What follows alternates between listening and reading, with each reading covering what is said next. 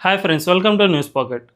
America అధ్యక్షుడు Donald Trump ఇప్పుడు వెనెజులాపై యుద్ధానికే దిగుతున్న పరిస్థితి కనిపిస్తోంది. మనందరికీ తెలుసు, ప్రపంచంపై ట్రంప్ ఇబ్బడి ముబ్బడిగా టారిఫ్లు విధించాడు. మన దేశంపై 50%, జపాన్పై 25%, ఈ విధంగా అన్ని దేశాలపై టారిఫ్లను విధించాడు. ఆయా దేశాలను తన దారికి తెచ్చుకోవడంలో భాగంగానే ఇటువంటి టారిఫ్లను విధిస్తూ వచ్చాడు. అయితే ఇప్పుడు ఈ టారిఫ్ల వార్ మొత్తం అయిపోయింది. ఇక నెక్స్ట్ లెవెల్‌కు వెళ్తూ ఉన్నాడు ట్రంప్. అందులో భాగంగానే వెనిజులా లాంటి దేశాన్ని పూర్తిగా తన ఆధీనంలోకి తెచ్చుకోవడానికి ట్రై చేస్తున్నట్టు కనిపిస్తోంది.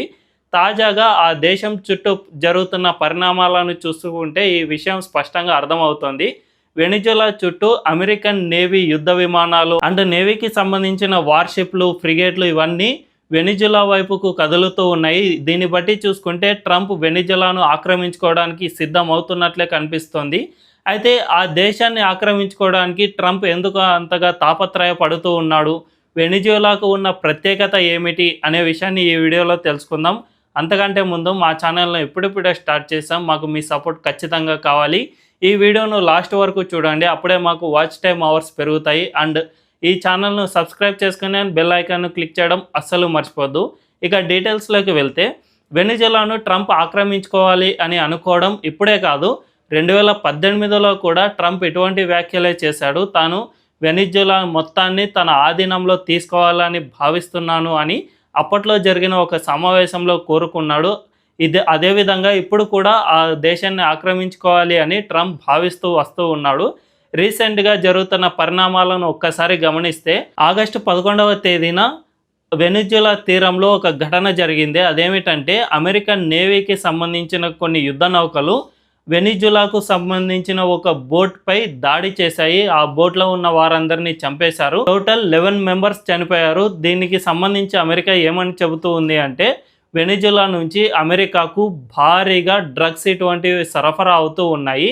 ఆ దేశమే వీటిని ప్రోత్సహిస్తుంది. అందులో భాగంగానే ఈ నౌక కూడా మా దేశానికి వస్తున్న సమయంలో మేము దాన్ని గుర్తించి వాళ్ళందరినీ కాల్చివేశాం.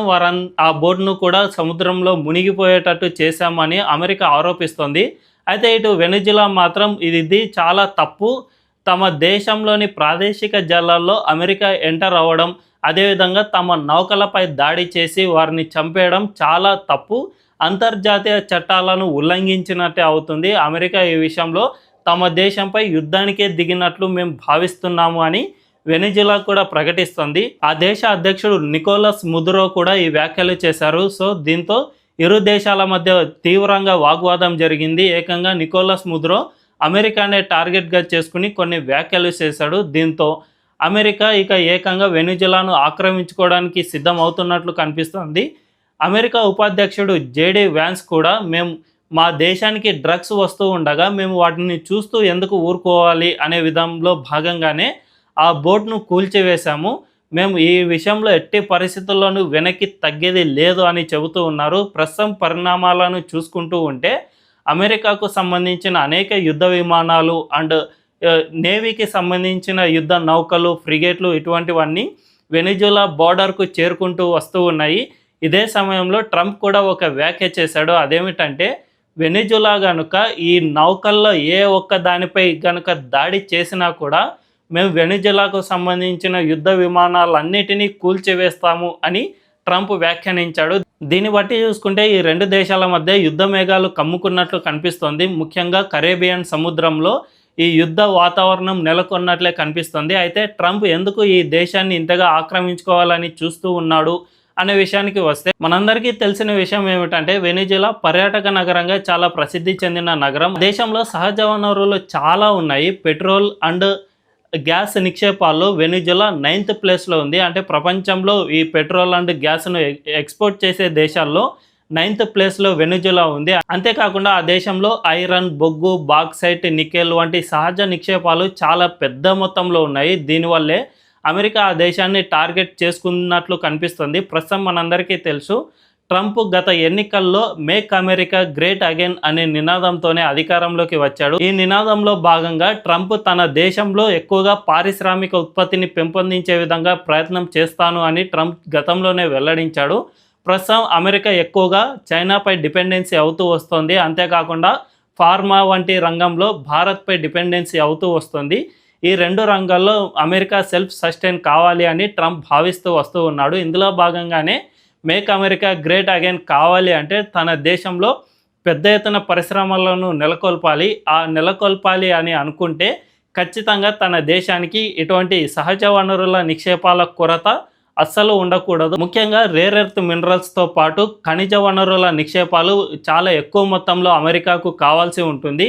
ప్రస్తుతం వెనిజులా పరిస్థితిని చూసుకుంటే చమురు, గ్యాస్ నిక్షేపాల్లో 9th ప్లేస్లో ఉండగా ఐరన్, బాక్సైట్, నికెల్ ఇటువంటి ఖనిజాల్లో చాలా పుష్టిగా వెనిజులాలో ఉన్నాయి. ఆ దేశం చాలా దేశాలకు ఎక్స్పోర్ట్ చేస్తూ వస్తుంది. కానీ అమెరికాకు ఇది కాకుండా చాలా తక్కువ ధరకే తనకు ఈ ఖనిజ నిక్షేపాలు అనేవి అవైలబుల్లో ఉండాలి.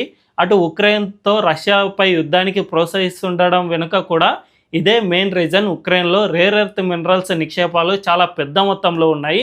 ఇందులో భాగంగానే ట్రంప్ వెనిజులాపై ప్రస్తుతం యుద్ధానికి దిగుతున్న పరిస్థితి కనిపిస్తుంది. ఈ యుద్ధంలో భాగంగా డొనాల్డ్ ట్రంప్ వెనిజులా అధ్యక్షుడు నికోలస్ మదురోపై కొన్ని కీలక వ్యాఖ్యలు చేశారు. అదేమిటంటే నికోలస్ మదురోను గనుక అమెరికాకు పట్టించిన, ఆయనకు సంబంధించిన సమాచారం అమెరికాకు షేర్ చేసుకున్నా కూడా 500 కోట్ల రూపాయల బహుమతి ఇస్తాను అని ట్రంప్ ఇదివరకే ప్రకటించాడు. ఇంత పెద్ద మొత్తంలో బహుమతి ప్రకటించడం బహుశా ప్రపంచంలో ఇదే తొలిసారి అని అనవచ్చు. సో దీన్ని బట్టి చూసుకుంటే వెనిజులా అధ్యక్షుడిని గద్దె దింపి ఆ దేశాన్ని తన ఆధీనంలో తీసుకోవడానికి అమెరికా అధ్యక్షుడు డొనాల్డ్ ట్రంప్ ఎంతగా ప్రయత్నం చేస్తున్నాడో మనందరికీ అర్థమవుతుంది. ప్రస్తుతం ఈ యుద్ధంపై అమెరికా చెబుతున్న మాట ఏమిటంటే కేవలం డ్రగ్స్ ఆ దేశం నుంచి మా దేశానికి సప్లై అవుతున్నాయి, దీన్ని అడ్డుకోవడంలో భాగంగానే మేము ఈ విధంగా యుద్ధానికి దిగుతున్నాము అని అమెరికన్ నాయకులు చెబుతూ ఉన్నా కూడా తెర వెనుక మాత్రం ఆ దేశంలోని ఖనిజ వనరులను